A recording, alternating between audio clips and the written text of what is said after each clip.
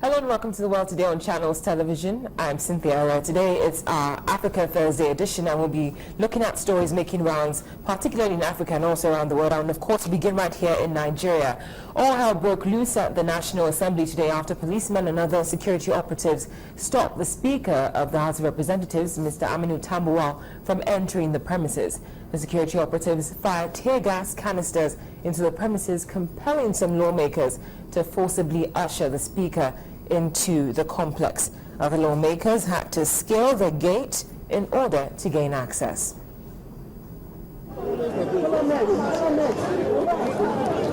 This is perhaps one of the longest walks these lawmakers have embarked on in these premises, as they undertake a determined march to get into their offices. Tear gas canisters are hurled at them by security operatives.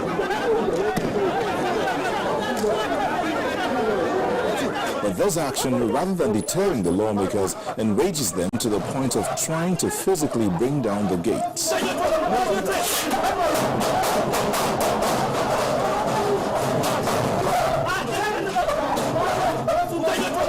When this fails, the lawmakers embrace the last option, scaling the fence.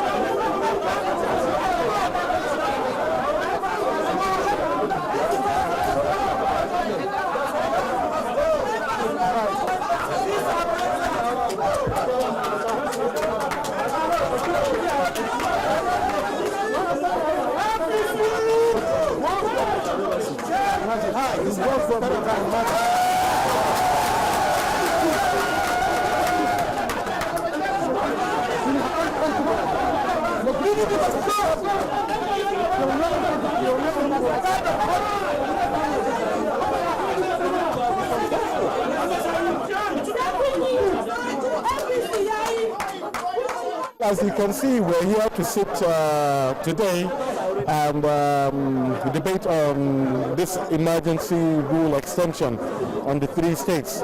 But as you can see, they have refused to allow us enter to do our legitimate duties, our job that we have been elected to do, all because of the selfish reasons of some people that, we cannot tell. This action by security operatives has resulted in the Senate President David Mark asking that the National Assembly be shut till next week, while the Inspector General of Police should explain what transpired.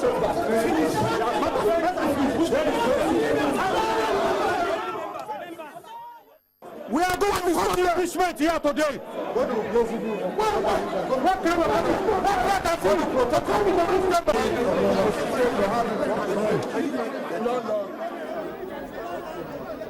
Now, after scaling the fence, members of the House of Representatives eventually made their way into the chamber.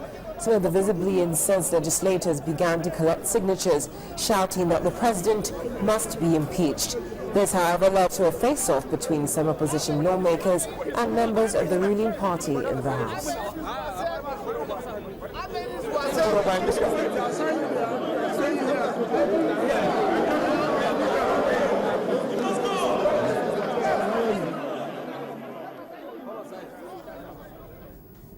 Well, and after the tear gas incident, the lawmakers who scaled the gate all assembled in the House of Representatives chambers, where the Speaker read the President's letter to the lawmakers. But the matter was not discussed further, as the National Assembly has been proclaimed shut until Tuesday next week. There is no greater emergency in a democracy than when you attack Parliament. If that extension of emergency must be made, it must include the FCT, where the legislature, where the sovereignty of the people reside, is being tear-gassed. How many people will they kill? How many people will they kill? Fumes from the tear gas attack, which covered this area of the National Assembly, is gradually clearing away. Therefore, many people are able to move freely around this section of the National Assembly. Assembly. But the Senate President David Mark has shut down the National Assembly, that's the two chambers, the Senate and the House of Representatives, until Tuesday next week in response to the tear gas attack on the National Assembly by security officials. Now remember that both chambers of the National Assembly were supposed to discuss President Jonathan's request for the extension of emergency rule, but that did not happen because of the crisis that occurred today in the National Assembly. Our National Assembly correspondent, Linda Kibe. Well, to give us more information on what happened today, I'm now being joined live in studio by our political correspondent, Shehu Okimbale. Shehu, thank you so much for joining us today. Thank you. Now, in a way, we're torn. It looks funny, but it's not. We're seeing a lot of demonstration, a lot of acrobatics going on, lawmakers scaling the fence or the gates, as we may. What's happening? Give us your view on that. Yeah, my view, sincerely, as a Nigerian now, not as a journalist, is that this is very shameful, disgraceful. The acts that we see in an institution of a third tier of government in Nigeria, the governance or democracy all over the world stands on a tripod. The judiciary, the executives, and the legislature. And what we're seeing in this institution, this is not just about people, it's about systems. And we have always talked about the lack of systems. And that's what has been at the bane of some of the things that we've seen happen in this country. But I would say that it's a shame that this has happened.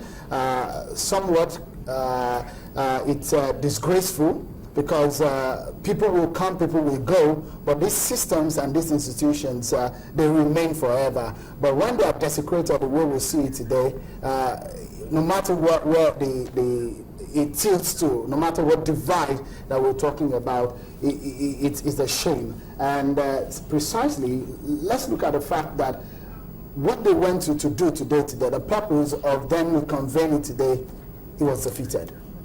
Okay, thank you so much. Shehu, we need to go on a quick break right now. We've been speaking to our political correspondent, Shehu Okimbale. We'll take a quick break now. When we come back on The World Today, we'll be bringing you an update on the Ebola virus in Sierra Leone. Please stay with us.